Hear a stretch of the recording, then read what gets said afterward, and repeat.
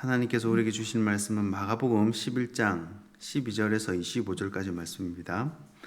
마가복음 11장 12절에서 25절까지 말씀입니다.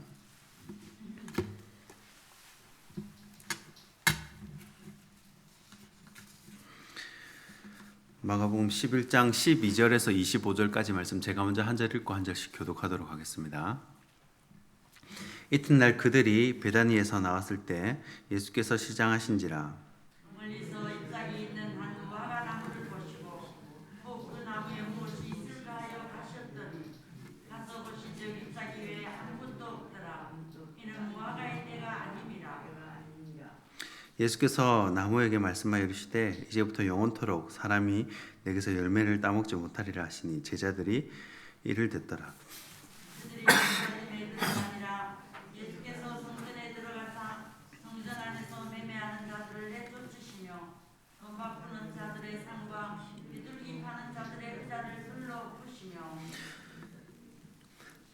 아무나 물건을 가지고 성전 안으로 지나다님을 허락하지 아니하시고 이르시되 기록된 바 내 집은 만민이 기도하는 집이라 칭함을 받으리라고 하지 아니하였느냐. 너희는 강도의 소굴을 만들었도다 하시네. 대제사장들과 서기관들이 듣고 예수를 어떻게 죽일까 하고 꾀하니 이는 무리가 다 그의 교훈을 놀랍게 여김으로 그를 두려워하밀러라. 그리고 날이 저물매 그들이 성 밖으로 나가더라.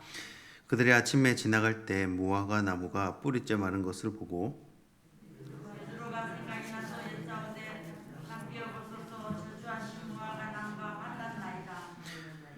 예수께서 그들에게 대답하여 이르시되 하나님을 믿으라. 진실로 너희에게 이르노니 누구든지 산더러 들려 바다에 던져지라 하며 그 말하는 것이 이루어질 줄 믿고 마음에 의심하지 아니하면 그대로 되리라. 그러므로 내가 너희에게 말하노니 무엇이든지 기도하고 구한 것은 받은 줄로 믿으라. 그리하면 너희에게 그대로 되리라. 서서 기도할 때 아무에게나 혐의가 있거든 용서하라. 그리하여야 하늘에 계신 너희 아버지께서도 너희 허물을 아멘. 하나님의 말씀입니다. 네, 오늘 마지막 때 그리스도인 31번째 시간입니다. 잎사귀 신앙, 열매 신앙이라는 제목으로 하나님 말씀 나누도록 하겠습니다. 마가복음 11장부터는 예수님의 그 살아생전, 생애의 지상에서의 사역의 마지막 일주일을 묘사하고 있습니다. 여러분, 일주일 후에, 지금부터 딱 일주일 후에 우리가 이제 죽게 된다면 과연 무엇을 할까? 예수님은 본인의 죽음을 알고 계셨습니다. 그리고 이 마지막 일주일을 지금 마가복음 11장부터 시작하고 있는 겁니다.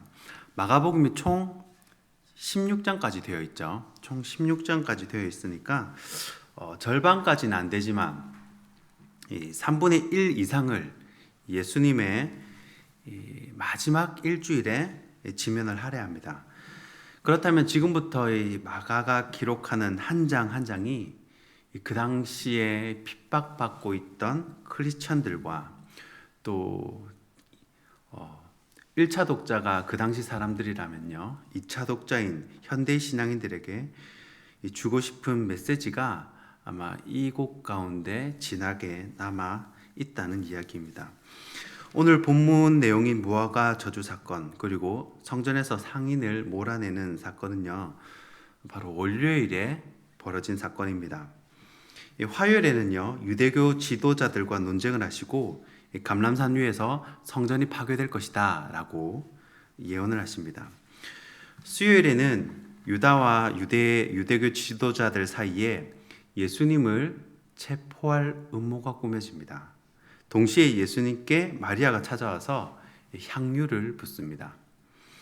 목요일에는 그 유명한 최후의 만찬이 이루어지고, 금요일에는 겟세마네 동산에서 십자가까지 그 내용을 다루고 있습니다. 토요일에는 무덤에 계시다가 주일에 우리 주님 부활하십니다. 그래서 우리는 오늘 주일, 복된 주일, 부활을 기념하기 위해서 이 자리에 나온 겁니다. 이 본문을 보시면요, 11장 12절부터 14절까지 무화과 나무를 저주하는 사건이 나옵니다. 그리고 15절부터 19절까지 성전의 상인을 내쫓으시고 20절부터 25절까지 또다시 무화과 나무가 나옵니다.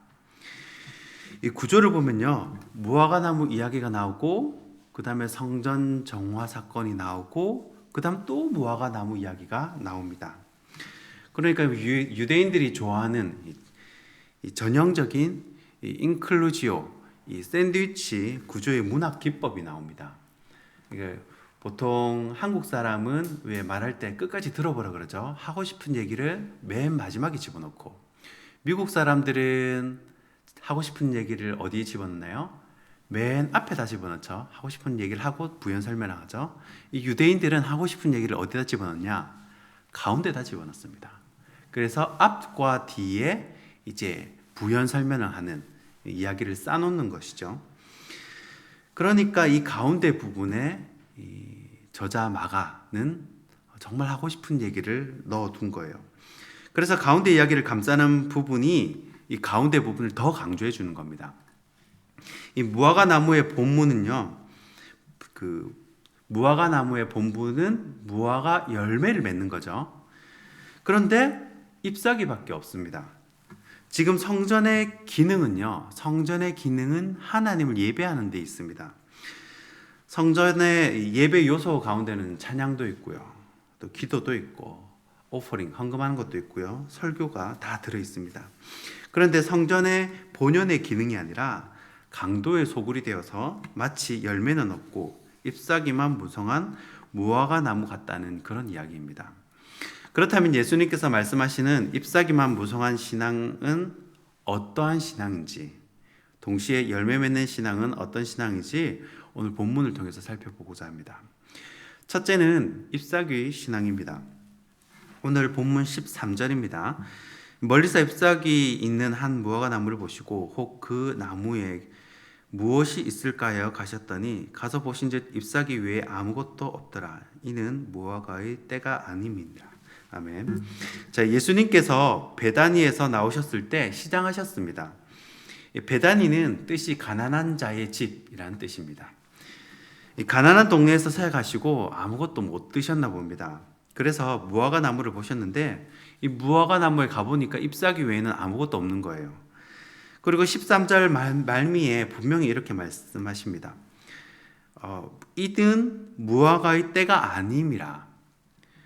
무화과 철이 아닌데 무화과 열매 없다고 막 뭐라 하시는 거예요. 예수님이 무화과 나무의 철을 모르실 리가 없는데 철도 아닌데 무화과 없다고 얘기를 하십니다. 무슨 말입니까? 바로 비유입니다. 비유. 성전에서 매매하는 상인들, 그러니까 본질이 아니라 아무 의미 없는 형식, 절차, 그리고 율법주의에 매인 열매 없는 유대인들, 그 당시 종교 지도자들을 의미하는 겁니다. 이들이 추구하는 것이 이 성전 정화 사건에 잘 나와 있습니다. 15절 말씀인데요. 이들이 예루살렘에 들어가니라. 예수께서 성전에 들어가사 성전 안에서 매매하는 자들을 내쫓으시며 돈 바꾸는 자들의 상과 비둘기 파는 자들의 의자를 둘러 엎으시며. 자, 우선 성전 안에서 매매를 합니다. 아마 성전 안뜰이 아니라 이방인의 뜰이라고 부르는 바깥뜰에서 장사를 했을 것입니다. 상인들은 제사장들과 짜고 순례자가 직접 가져온 동물을 검사를 하죠. 이건 흠이 없는 동물이네. 이건 흠이 있으니까 안 돼. 불합격. 이렇게 이제 검사를 합니다. 그럼 만약에 불합격 한다면 어떻게 해요? 집에 갔다 못 옵니다. 왜냐하면 너무 먼 거리에서 왔기 때문에. 디아스포라들이요. 그래서 거기 있는 동물을 살 수밖에 없어요. 성전에서 파는 동물을 사게 했습니다. 그러면서 상인도 제사장도 이익을 얻는 겁니다. 또 돈 바꾸는 자들이라고 되어 있는데 이 로마의 화폐에는 황제의 얼굴이 새겨져 있습니다. 유대인들 입장에서는요, 사람의 얼굴이 새겨져 있으니까 이거는 우상숭배입니다. 그러니까 자기 나라의 화폐로 환전해서 성전세를 내는 겁니다. 이때 수수료를 떼는데, 환전을 할 때 수수료를 떼는데 이 성경 사전을 보니까 이 수수료가 거의 24% 정도를 환전 수수료로 떼갔다는 겁니다. 그러니까 우리가 10만 원을 헌금하려고 하는데 얼마를 떼가는 겁니까? 상인이 2만 4천 원 아니죠? 하여튼 얼마 못죠? 8만 원 정도인가? 굉장히 많은 액수를 10만 원에 24%니까요. 엄청난 많은 액수를 떼간 겁니다. 그러니까 성전에 가면 내 죄를 통회하고 어떻게 하면 하나님을 기쁘시게 할까? 어떻게 하면 하나님과 더 가까워질까? 은혜 받을 생각을 하고 하나님 마음을 기쁘시게 하고 또 이런 생각을 해야 되는데 성전에 가서 딴 생각을 하는 겁니다. 거의 고리 대금업자죠. 그러니까 고리도 고리지만 백보양보해서 그들도 생계가 있으니까요. 아무리 생계라 하더라도 하나님과의 관계를 가로막는 생계는 하나님께서 기뻐하지 않으신다는 겁니다. 이게 바로 잎사귀 신앙의 특징이에요. 그러면 열매 맺는 신앙은 어떤 것인가? 22절에 예수님께서 뭐라고 하시냐면요. 예수님께서 그들에게 대답하여 이르시되 하나님을 믿으라고 말씀을 강조를 하십니다. 또 24절에는 뭐라고 말씀을 하십니까? 그러므로 내가 너희에게 말하노니 무엇이든지 기도하고 구하는 것은 받은 줄로 믿으라. 그리하면 너희에게 그대로 되리라. 자, 여기서 그러므로라는 말은 이 이야기의 결론입니다. 그러니까 이 모든 무화과 사건, 결국은 성전 정화 사건이죠. 이 결론이 뭐냐? 열매 맺는 신앙은 믿는 신앙이라는 겁니다. 무엇이든지 기도하고 구한 것은 받은 줄로 믿으라. 자, 전 세계에 흩어져 있는 유대인들이 평생에 한두 번 올까 말까 한 예루살렘 성전에 와가지고 그들의 로망은 예루살렘 성전에서 예배하는 거거든요. 전 세계에 흩어져 있는 사람들. 그래서 평생에 돈을 모아가지고 한 번 오는 겁니다. 이 평생에 이렇게 한 번을 왔는데 얼마나 감격이 크겠습니까? 그러면 그렇게 예루살렘 성전에 와서 여러분 무엇을 기도하겠습니까? 23절에 보시면요. 산더러 들려 바다에 던지라고 하죠. 이거는 불가능한 일입니다. 실제로 일어난다면 이건 기적이겠죠. 여러분, 우리 모두의 삶이 사실 이런 기적과 같다는 것입니다.